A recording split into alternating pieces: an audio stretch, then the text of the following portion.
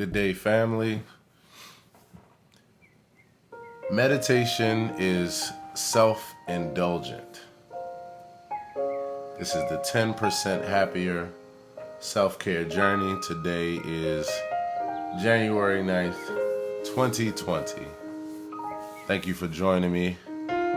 Morning, Kev. How you doing, bro? It was great to chop it up with you the other day, man. Great conversation we had, bro. How's everything going? Meditation is self-indulgent. So, before we get into this topic, this is from the course that I'm going through in the 10% Happier course, and it's called Meditation for Skeptics. So, hence the title. It's something that people grapple with, dealing with the idea that, or thinking the idea that meditation is self-indulgent. So, before we start into the information that I have for today. Hey, Michael, thanks for hanging out. Before we get into the information, we're just going to do what I am branding as the 30-second meditation technique. So that's where we take 3 deep breaths, and we just have 10 seconds, 3 deep breaths over 20 seconds, and then 10 seconds of mindfulness. So you can do this wherever you are. If you're in a place like myself where you're, relaxed, you can actually close your eyes. If not, you could be driving. Don't close your eyes while driving, of course. But you can still do the practice. You don't even need to be in a particular setting or surrounding. So we're just going to start by taking a deep breath in through the nose and out through the mouth. Long, deep breath in. Long exhale out.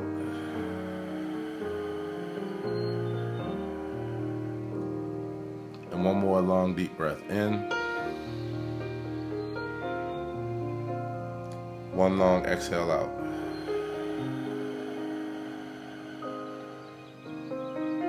Just 10 more seconds in that place.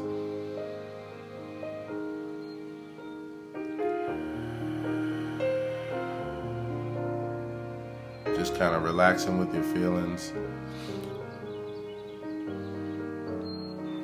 Allowing yourself to know that no matter what you're feeling, it's okay. Releasing the judgment and extending yourself compassion. Just being present with your body and your breath. And you have successfully meditated. So if you all are just watching for the first time or haven't been seeing the other daily videos I've been doing, 30-second meditation is my concept. And basically, it's the idea that, you have to make things accessible in life for people to be able to partake in them, for everybody to be able to partake in them, and for everyone to see themselves as a part, The thing I like about this particular course that I'm going through in the 10% Happier course is Meditation for Skeptics. I like it because it's kind of going through all the excuses for why people either don't feel like they have the time to meditate or that it's not for them. I've been meditating for years. Hey, Akia. I've been meditating for years, but not in the seated lotus position vibe. It's actually been like something that's a part of my daily regimen. Kia says we do this in therapy once a month. I love it, Kia. It's probably one of the greatest practices that that I've encountered as far as meditation. And so the breathing deeply piece, it just allows you to relax, de-escalate. It's amazing what a couple deep breaths can do. So my concept is that all you need is 30 seconds in order to do that. Because the truth of the matter is, for years, I have lived my life in meditation. I've never sat down and meditated until about maybe 2014, and I kept up that practice for a short time. But prior to that, and since then, I live my life in a state of meditation. I'm always being mindful. I'm always extending myself, self-compassion. I'm always extending it to others, being non-judgmental, like all of that. The one thing that I wasn't doing was taking deep breaths. I was breathing, but I didn't realize that a lot of my breaths were very short as I was going about my day, just because I was caught up in things, and all that kind of good stuff. Let me see if I can. Okay, so I'm going to paste the notes to the chat that we're about to go through. Check out those notes that I just put in the chat. So 30 seconds, I'm going to be using that as my own personal brand of meditation, my own programming, so to speak, for others. Because if you can practice 30 seconds throughout your day, even, then you can eventually get into 5 minutes, 10 minutes, and having time where you set up shop and do your longer meditations in addition to your 30 seconds, because we all need those. All right, so we got a bunch of information to run through today, so I'm going to hop to it. Meditation is self-indulgent. That's what many people feel and why they can't get into it. So here's the first thing I have. It's normal to feel guilt for putting aside time to practice. The mind can wander, thinking about all the things you could or should be doing. This was one of the things that came up as I was listening to watching the course, because there's videos as well as audio. And they were working with a team of an intervention team that worked with delayed youth, youth that has some issues as far as some mental issues and behavioral issues. So one person, because of their passion for their job, said, that she felt guilt because she cared so much about her family and her responsibilities and her clients and those kind of things. And she was constantly running that even 5 minutes, she felt guilt for putting aside that 5 minutes because she was thinking of all the things that she could or should be doing. And the thing is, that is totally normal. I got a little bit of peppermint tea here. That's a great opener upper. It's totally normal to feel that because, we're caring individuals. And so we're always trying to focus on taking care of everything. And so, you can feel guilty for literally setting aside 5 minutes to breathe and to be mindful. But as we're going to talk about in a few minutes, is so important because those 5 minutes, those 30 seconds is really what you need a lot of times in a very busy or stressful life to face the things that you're facing, take care of your family, your responsibilities, all those things. So you have to put your self-care first, and that's what we're going to talk about. But it's very normal to feel that sense of guilt for putting aside that time. Second thing, which leads right to it. If you are a very busy person,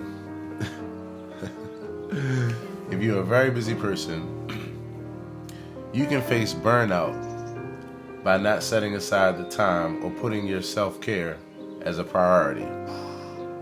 Pointing at this dude here. In order to continue to put time into other people, activities, and daily responsibilities, you must make time for yourself, your mental clarity, and your physical and emotional well-being. You must. And if you could, at some point when you finish watching this live stream, if you could copy those notes that I put there, that's the same notes that I'm reading that I wrote today, and paste them somewhere for yourself to refer back to, like on your phone or something like that. I actually have a Medium series. I should do that. I have a Medium series where it's basically all these posts together as a book. I'll put the link in the description, in the comment section. But if you're a very busy person, you can face burnout by not setting aside the time or putting your self-care as a priority. So, it's something that I faced in the last couple of months. In fact, I faced burnout. I was always tired. I was still going, but I was always tired. as a lot of you all know that follow my journey, my back was really bothering me a lot. And I was dealing with something that I think I have. I haven't been diagnosed, but I think I have it, which is called acute prostatitis, which is inflammation of the prostate. It's not something that's serious like a cancer or anything like that, but it can come via bacterial or related to stress and anxiety. And I think mine was related to stress, because I didn't start to feel it until I felt like really, really overwhelmed. And it was the first time in my life, in this particular time, first time in my life that I felt as overwhelmed and dealing with, anxiety and depression and stress, like really, really heavy. So I felt burnout, and so in order to continue to put time into other things, you must make time for yourself. And so since I made time for myself and my self-care journey, it has changed everything. At some point, I knew one day in the midst of my back pain, and I still deal with minor back pain, but that's due to me sitting a lot, because my job for years has been working in the studio and being a musician, so I do a lot of sitting, and that's common that you'll have lower back pain. So I'm doing things for that with my stretching and going to the chiropractor and that kind of thing, and then also adding the meditation piece. And what I noticed was that the stretching and the meditative piece relieved like the stress in my body, period. There was one day when I was dealing with a very tough situation, because I was working a job, doing a gig I really did not want to do, but it was something I was doing to quote unquote do what I got to do. And my back pain was really exacerbated. But when I thought about the way that I felt in that moment, it was like all of my stress and anxiety was all just manifested in that place, and it was really painful. Since that time, and since doing what I got to do in another way, which is like not being in those kind of scenarios and focusing more time on myself and my self-care, I mean, everything has changed. My attitude, I already had a good and peaceful attitude, but it's even better. I'm not feeling exacerbated anxiety in my body and stress that's making my body hurt. I'm not feeling that. I'm feeling the normal things of life, but it is nowhere near what it was. So you can't afford not to set aside the time for self-care, whether that's as you go about your day, like how it's been for me for years, or now I had to add another layer to it because the things in life went to another level. So you must make time. Equanimity, which is mental calmness, composure, and evenness of temper, is achieved by making self-care a priority. Remember, you cannot be there for others until you are there for yourself first. This is a good place to be selfish. Most of us look at the concept of being selfish as something that's like a not so good trait. But the truth is, there's pros and cons to everything, and there's times when you need to be selfish. You need to look out for you so that you can be happy, you can have mental clarity, you can be sane, you can have the rest, or you can have the vitality or the energy or the happiness or the smile or the laughter or whatever, so that you can then flip it and then apply that or be able to be good for other people and good for other situations in life. You have to be selfish.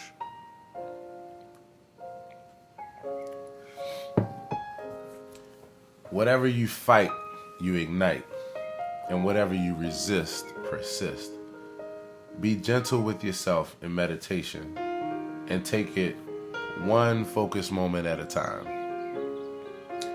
I remember hearing that a while back. Whatever you fight, you ignite, and whatever you resist, persist. And it's so true, because if you're dealing with some emotions and you fight them, as in like you either don't relate to them and face them and start to apply healing or whatever you need to apply to it, it's going to continue to ignite. So if you fight it by ignoring it, that's one way of fighting it. If you fight it by ignoring it, then it will continue to ignite. If you resist it by ignoring it, it will continue to persist. The other application in meditation is that, which is a slightly different application of the word fight and resist. And we'll work with the next topic, which is acceptance. When you feel the things that you're feeling while practicing meditation, I didn't mean to say trying, because you're always meditating, even when your thoughts are wandering. When you focus back on your breath, you are meditating. That's the process. It's a back and forth thing. But if you're feeling feelings of guilt or frustration, or your mind is wandering to the 50 gazillion things that you need to do, if you try to force that, if you try to fight it by forcing out of your mind, you're just going to get more of it. So the goal is to allow it and to accept it, and to just get to the point where you can observe it. It cannot take over your mentality, and you can refocus on your breath again using what we've been talking about, which is noting. Noting is counting your breaths or saying in and out to yourself mentally while you're breathing, etc. So be gentle with yourself and take it just one focused moment at a time. Anytime you lose your focus, take the time to settle back in and refocus, and then be grateful for that. Self-compassion is the most important medicine in the world that's needed whether you're feeling fine or not. In extending it to yourself regularly, you're practicing preventative self-care. And I love that, because this is the same thing that I think about with the 30-second meditation technique, with taking 3 short breaths and 10 seconds of mindfulness just throughout the day, whether you're dealing with something or not. Because if you get into that habit, then you're basically practicing self-care in a preventative way. You know, you're preparing for things that will come your way, and you're practicing a state of being that you can just stay in. Like I said, prior to this journey, this is something I've been practicing for years. It's just natural to me. But now it's coming out in a more intentional way as I'm adding another layer of self-care and sharing it with others. So, self-compassion is the most important medicine in the world. Acceptance versus judgment is key as you feel the range of emotions, thoughts, and sensations while practicing meditation. Gotta practice acceptance versus judgment. And I would even say acceptance versus expectation. Like how I've been saying, that's my religion. My religion is acceptance over expectation. And the reason why is because, acceptance allows you to be just right with yourself, right where you are. Not judging yourself by the past, the future, what you're feeling, what you want, all that kind of stuff. You're just like, here I am. This is what I'm feeling. Be curious about it, is what they say. Using a phrase like, may I be well, it's okay, or feel better, etc., periodically while breathing can help with inducing mindfulness, compassion, and acceptance. You can also make up any personal phrase that works for you. And I like that because one of the things about meditation for me is that for years, the kind of closed eyes, guided meditations didn't really work for me because of the fact that a lot of the meditations that I came across prior to this 10% Happier app were meditations that were like very religious or spiritual based. And at some point in time that would have worked for me when I was, a religious person. But after, getting to the place of secular humanism, it became really hard because I could appreciate being able to settle in, breathe, focus on the body, those things. But as soon as someone, in the meditation start talking about something that was, in the supernatural, or just getting real lofty and real flowery with the language from a religious or spiritual perspective, it would literally take me out of my element because my mind would go, yeah, I don't believe in that. Yeah, that's okay. All right. That's bullshit. All right. Okay. And I couldn't focus.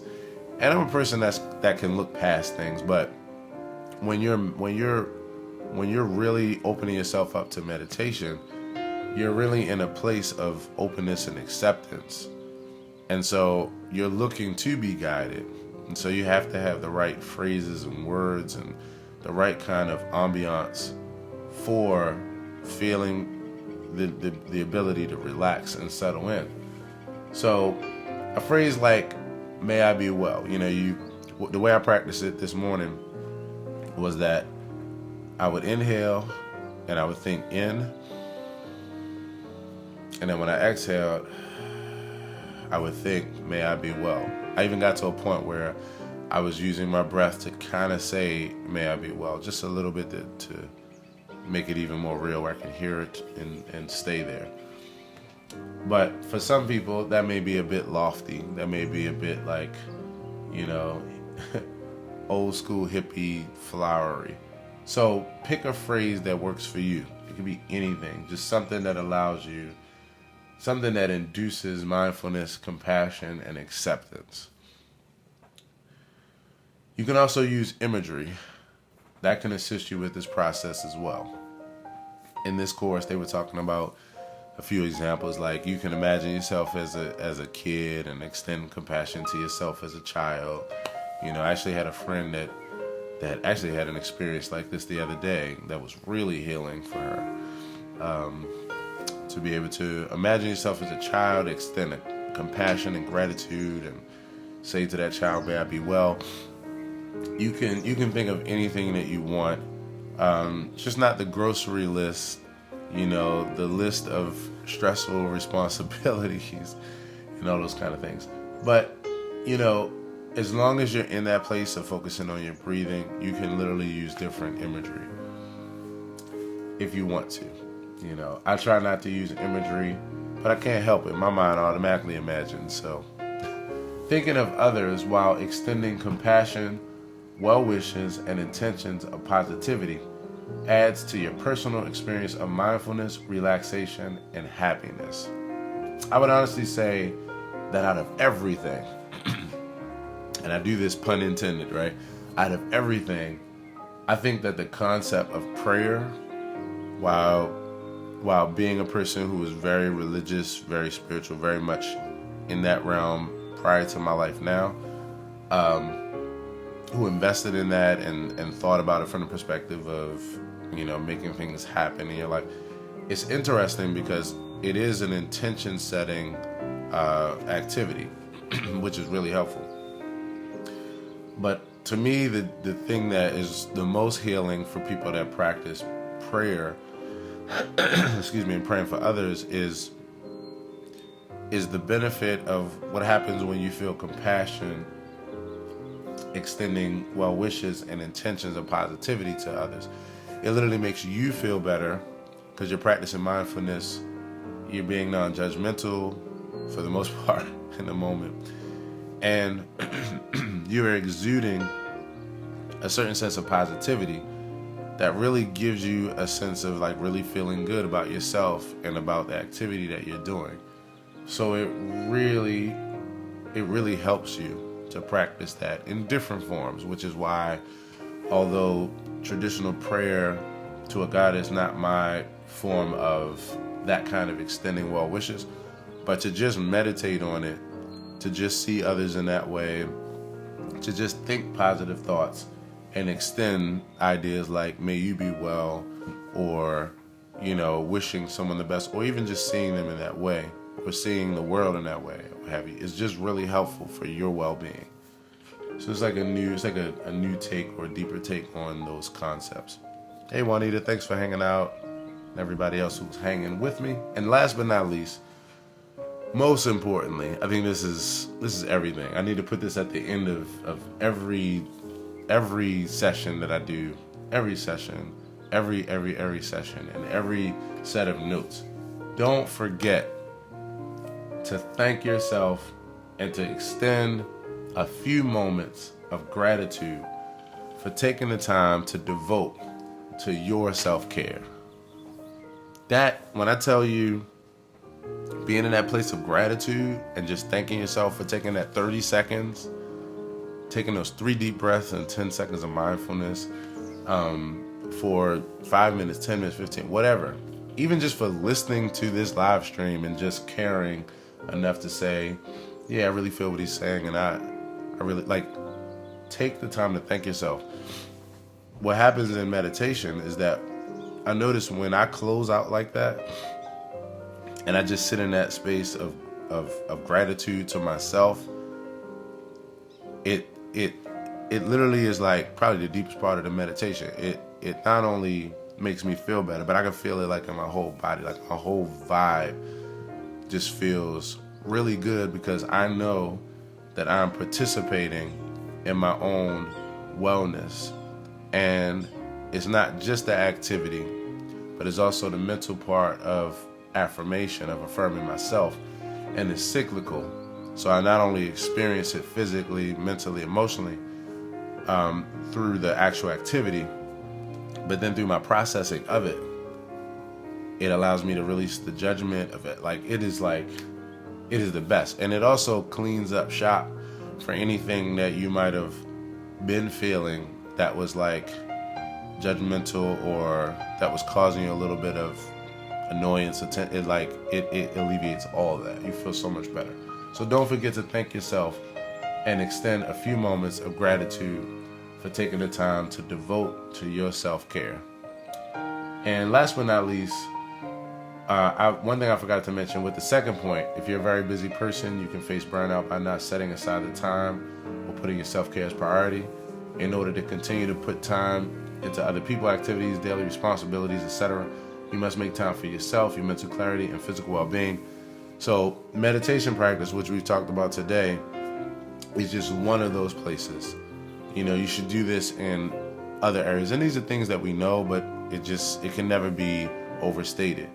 You need to do this when it comes to setting aside time for mindfulness and meditation, setting aside time for you to exercise and get that tension out of your body and give your body the strength that it needs to participate there.